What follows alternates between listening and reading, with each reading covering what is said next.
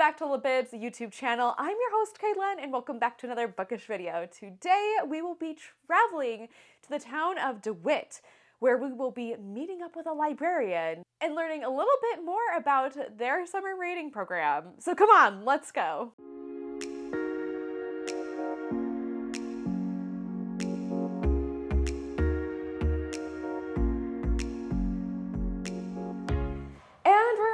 The DeWitt Library with Eden. So Eden, can you tell us a little bit more about your position as a librarian?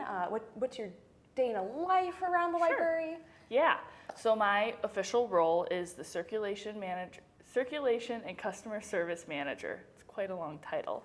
What that means for me is I get to sit at the desk every day and help patrons check in and check out items, help them find whatever materials they need. A lot of copying, faxing is still a thing, and just helping across the desk that wise. And then I do a lot of our collection maintenance, so I go through the collections to make sure that all of our material is still up to date, especially in the nonfiction, because that stuff gets out of date faster. So just getting rid of those books and finding replacements for that kind of thing. So it's just maintaining and keeping our collection reflecting what the community is actually reading. Oh, nice. So when you get rid of the stuff that's not in current times, do you guys sell the books here, or how does that process work? Yeah, it's a tedious process. There's a lot of rules and regulations that I follow to see what books meet our criteria, and then once I pull them from the collection, then we donate them to our Friends Room, which our Friends of the Library run. It's a book sale room where it's free donation at that point if you want to buy books from that room. Some of the nonfiction material, because it's so outdated, that unfortunately we do have to just kind of get rid of. Whether that's recycling clinic, or sometimes we reuse them for images for the projects for kids in programming. So we try to use what we can, kind of thing still. Reduce, reuse, and recycle, exactly, right? Exactly, yes. So let's get on with the interview. Yeah. Today we're going to learn a little bit more about the DeWitt Library and their summer reading program and what all kind of goes into that. So question number one, we have the handy questions right here. What is this year's summer reading program theme for the library? Yeah, so this year's theme is called Find Your Voice. We are talking about different ways to communicate, different ways everyone communicates, I guess. So communication is the overarching theme. Today we just had a program where we talked about sirens. So how different sirens and what they mean. So that kind of real life practicality there. Yeah. So then that ties in with the next question that I have for you. Do you pick the theme, or does the library director pick the theme? How does this process work? Yeah, so there is a company called I Read Reading Programs, I think is what the full title is called. And they work with the state library to curate these themes and artwork to go along with it. So easy marketing, it all across Iowa matches in a way.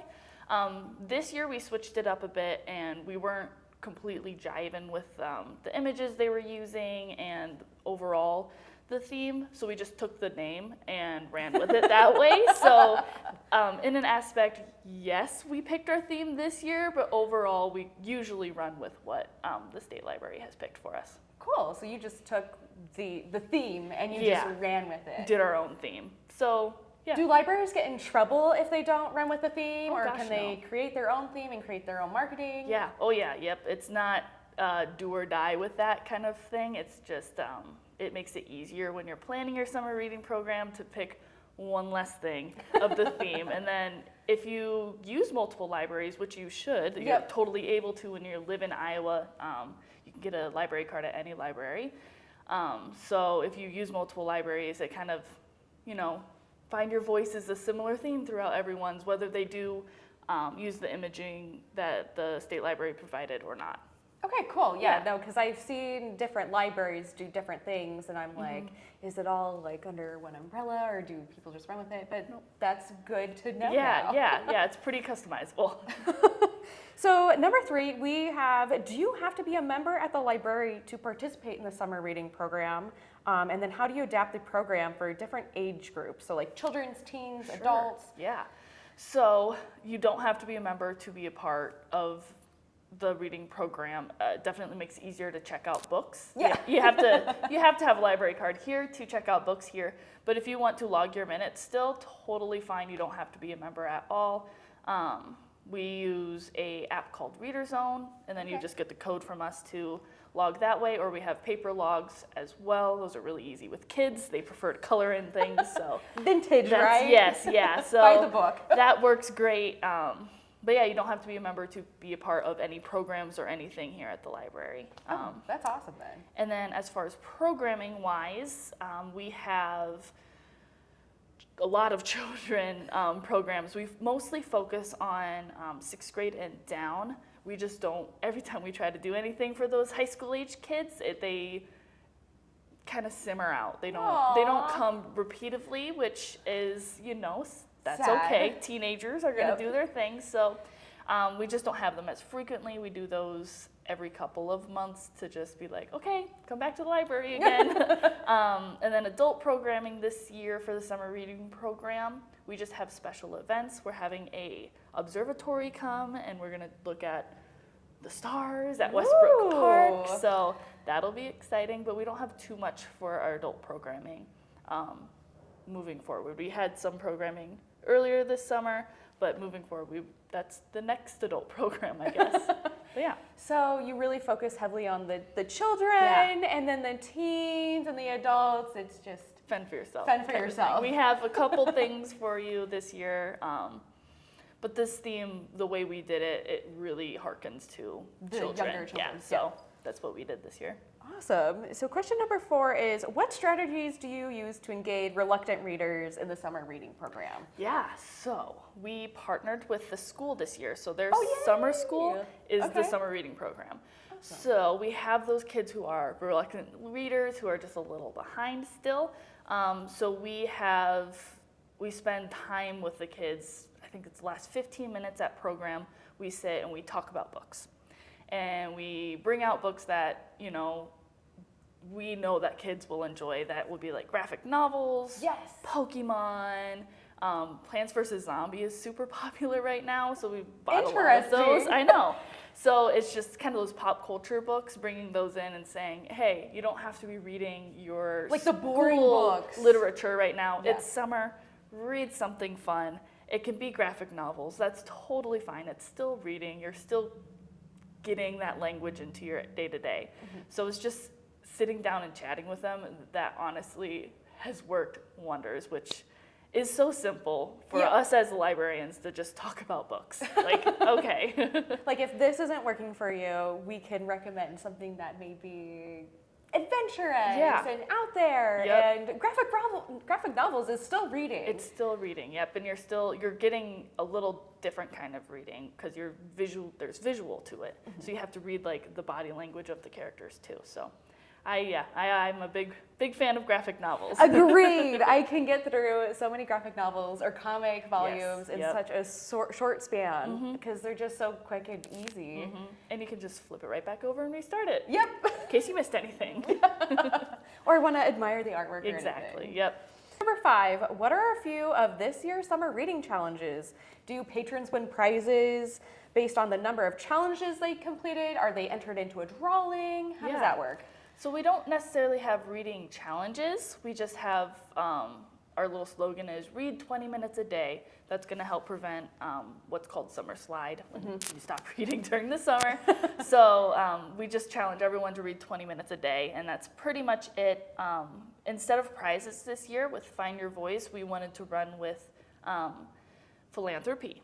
Oh, nice. So giving voice to people who won't usually have a voice. So your minutes turn into dollars this year. So if you read 6 hours, you get $1 to donate to a community helper Oh, of that our is choice. awesome. Yes, yeah. So you're not only helping the community, but you're bringing everyone in the community together, helping out, help read, help grow their minds. That's just so cool. Yes, yeah, we're really I excited haven't heard about anything like that. Yeah. So maybe I'm behind on the times, but I think that is so cool. Yeah, I don't know if any other libraries in our county have done it yet. We're the first ones, I believe. So I think if it goes over well this year, we'll definitely do it next year because I think it's more rewarding than A prize. most prizes that we can get.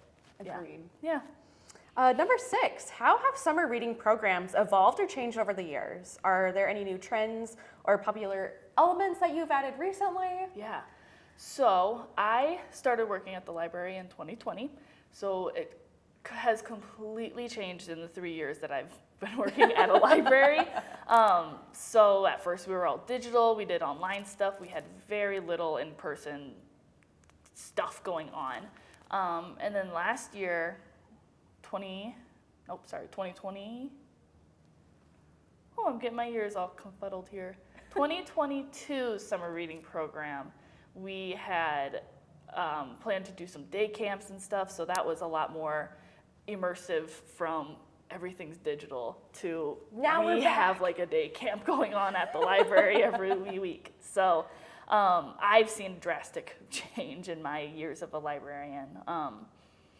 So I can't 100% speak to that question, but it's always changing. Every year is different from the next year. We're already thinking ahead to next year of what we want to change from how we did it this year. So yeah, it's always evolving. Nothing's really the same.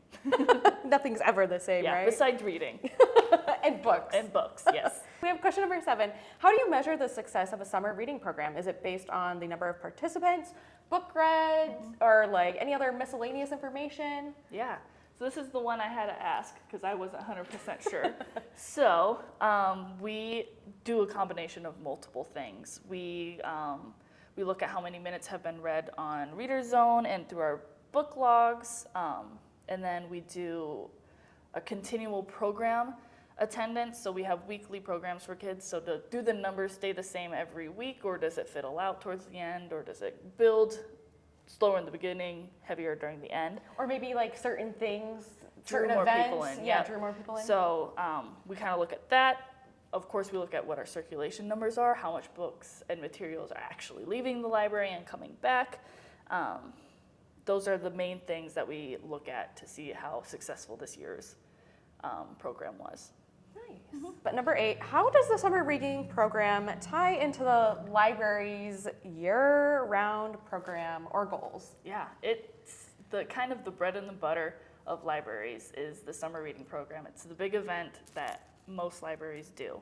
So it's a main part of our goal, and we try to roll our summer reading program throughout the school year as well.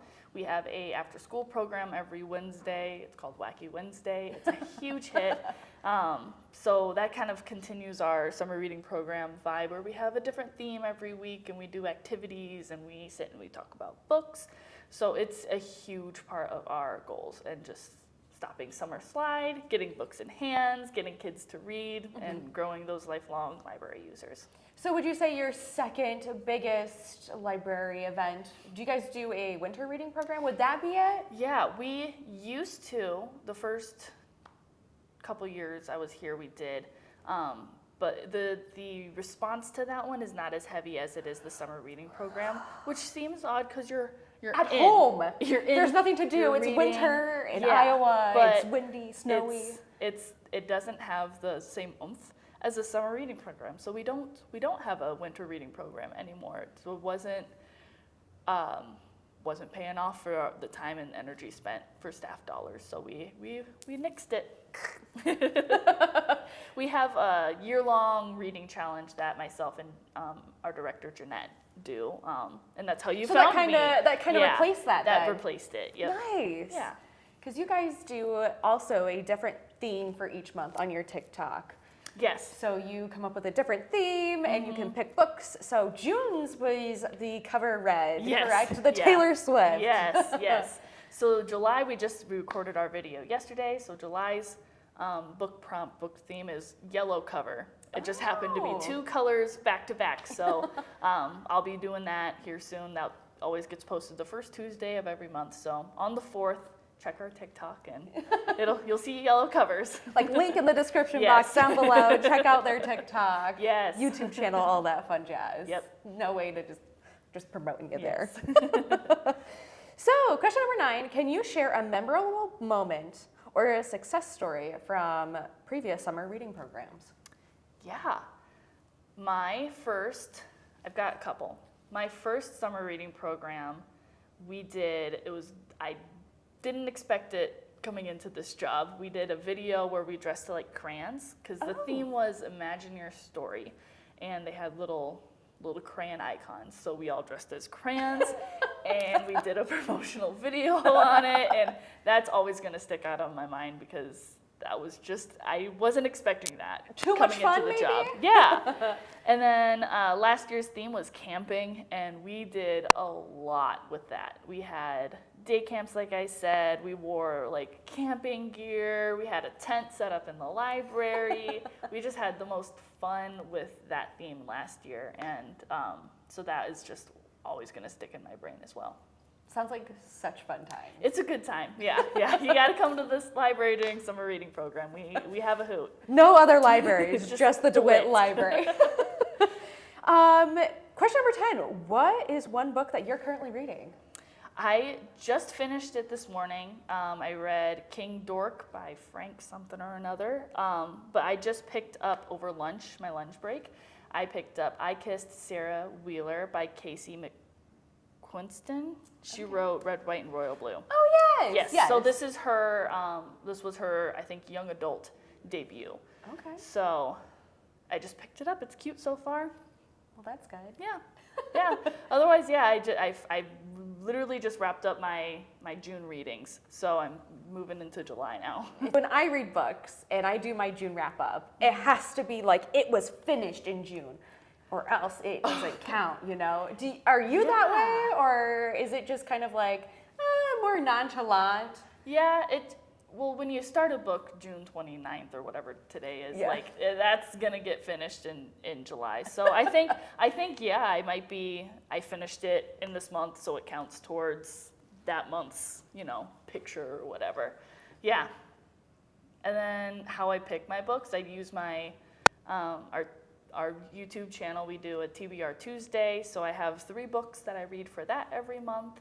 Nice. And then I run a book club at the library, so I read that book club book. And then I'm introducing a second book club for myself, so then I'll have that one. So I have, a minimum. At least 6 books to read, right? Yeah, at a month, so yeah. So we are heading into our last question for today. What is one book that you would recommend reading this summer? I would recommend, I'm a romance girly, so anything romance, I'm like, yes, especially in the summer, nice light reading.